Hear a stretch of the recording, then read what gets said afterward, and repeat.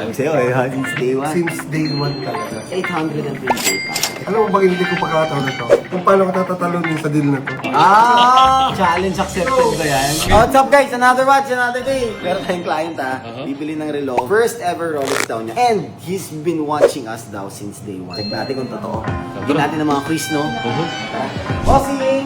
Hi! Nice to meet you, boss. How are you? Kasi, o nga, boss, pang Batangas ka pa daw. Ilang oras ang biyahe mo? Mga dalawa. Welcome pala to 31 by Gentle Type Fitness, boss. Maraming salamat sa pagpunta. They told me pare na you're looking for your first ever Rolex, tama ba? Probably yes. This is a green GMT Master, reference 116713 lang because it has a two-tone na yellow gold. Now, the other one naman is what we call the Green Arrow, reference 116710. This is from 2017, so relatively newer siya. Now, boss, mag-gold ka ba? Medyo. Well, ang maganda rito, boss, if you are always wearing gold, mabagay naman siya, alright? And they're both 40mm lang naman yung size, so there's no difference with the size, no different with the movement. It's really only about yung mga gold na nakalagay doon sa relo. Ano ginagawa mo sa buhay, boss? Meron kaming maliit na restaurant from Batangas, which is yung Papa S Diner. Papa S Diner is from my dad. Nung namatay siya because of COVID, pinaggawa ko siya ng restaurant. Para siya, kasama ko palagi. Anong specialty nyo dun sa restaurant? More on Filipino cuisine, Saan sa Batangas to, boss? Lemery, Batangas. Punta na ako dyan, pare. Medyo malayo yan.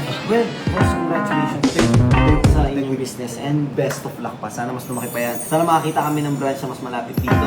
Sana Saka sinabi rin sa akin, boss, na matagal na kayo nanonood sa amin. since day one talaga. Sabi sa'yo eh, since day one. So alam mo na yung buhay namin, boss. Yes. Alright, sige boss. With that being said, I think you're really leaning towards the two-tone. Check I-try ko. mo. Sige, Pwede sige. ba? Huwag mo nang tawaran, boss ha. We are only selling this for only 828,000. Alam mo ba hindi ko pagkakataon na to? Kung paano ko tatatalunin sa deal na to? Challenge accepted ba yan? Sige boss, magkano tawad mo? 750.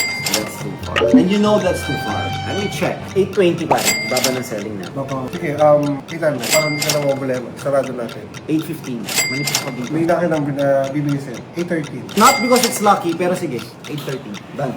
Done. Thank you so much. And not only that, pare, syempre, meron kang gift certificate. Kay Doc Sheena, kahit pogi ka, boss, magpapogi ka pa doon.